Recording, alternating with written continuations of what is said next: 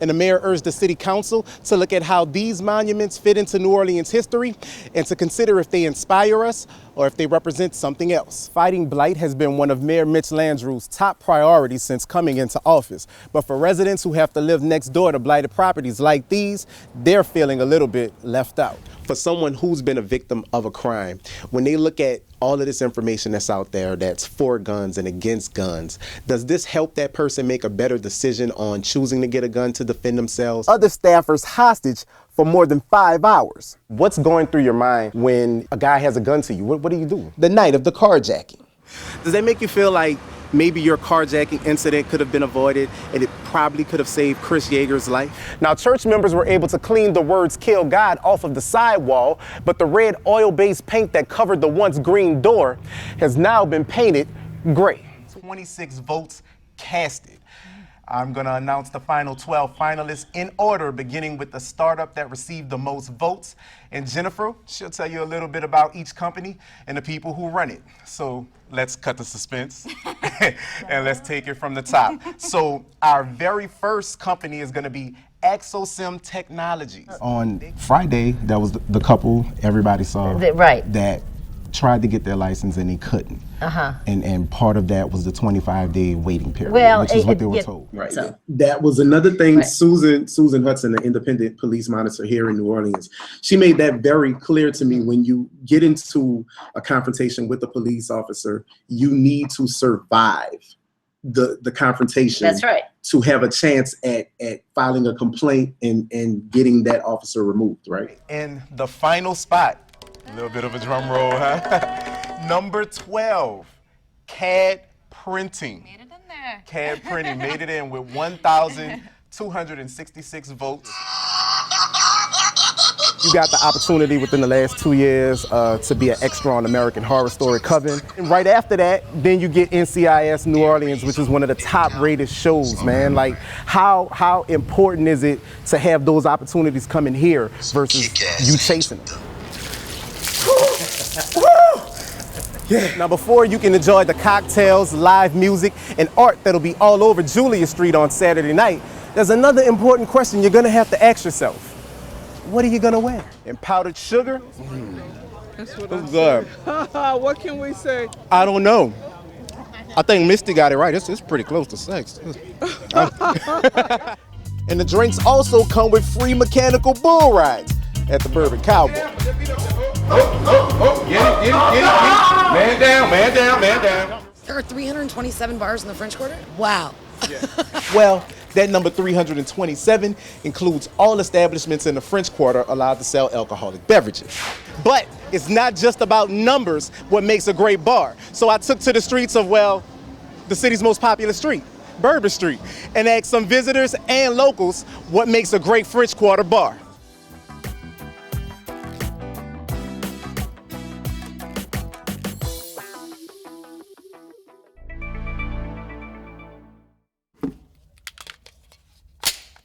Before or after being the victim of an assault or armed robbery, how do you know if getting a gun is right for you?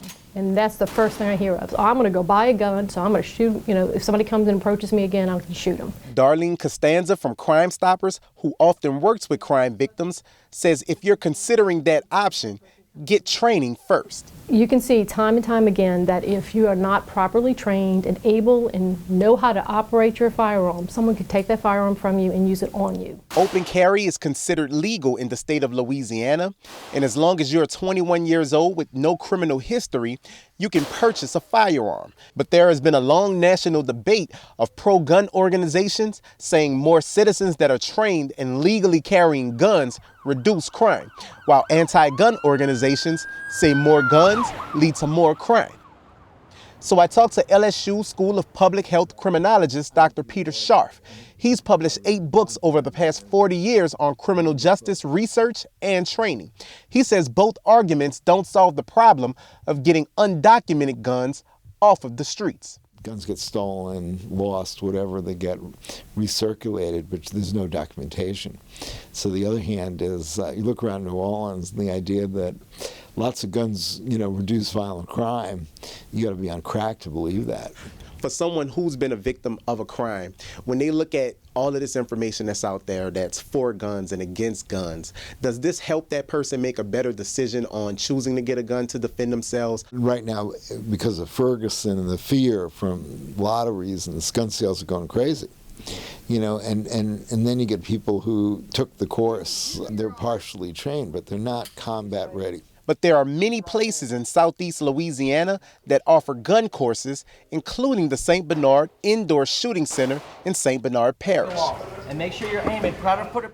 Brannon Lebouef runs the Indoor Shooting Center and spent 11 years as a U.S. Marine and 18 years in different facets of law enforcement in Louisiana, including the Gretna Police Department in Jefferson Parish. He says when you've recently been victimized, there is usually an element of fear involved, so you should consider being trained first. Remember, a firearm's not going to solve every problem. I would say the first step before going purchase a firearm would be to take a class. This one's important. Louisiana has a concealed handgun permit. 52-year-old Elizabeth Long lives in Houma and came to a recent concealed carry course to renew her permit for the third time. She says she's held a concealed carry permit and has taken gun training courses since she was 18 years old. She had a traumatic experience as a teenager during an assault. I was at work at a fast food restaurant as a teenager, and I was pushed into a stockroom. And then my coworker pulled a .357 revolver and held it to my head. I mean, even at 14 years old, you do kind of feel your life flash before your eyes, you know. That incident prompted Long to pursue a career in law enforcement, where she worked for Troop C of the Louisiana State Police for 5 years. Brannon Lebouef says taking a concealed carry course gives potential gun owners a good overview of what it means to own a firearm. Even if they have no intention of concealed carrying, because of the types of things we cover in that class, it's a good overview of safety, child access prevention, all the nuts and bolts they need to have. The 9-hour Louisiana concealed handgun course covers having a firearm and carrying it for defense, safety, child access prevention, videos showing situations where having a gun helped or made a situation worse, basic marksmanship, what other states honor a permit from Louisiana, and the legal aspects of carrying a gun. Lebouef says pulling the trigger and shooting someone is a small part of the overall equation. Got about 49% that happens before you pull that trigger and about 51% that happens after you pull that trigger. He says the 49% is making good decisions like avoiding conflict, not going into places you shouldn't be, and doing things you shouldn't be doing.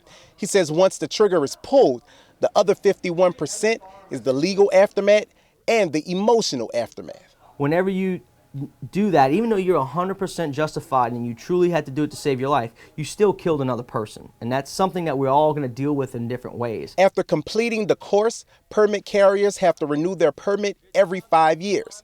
Lebouef says while there may be some random cases across the country where permit holders get into an incident, most who take the course don't have that problem. What you find is that most people that have gone through a quality class and have taken on the responsibility of carrying a firearm are much, much, much more resistant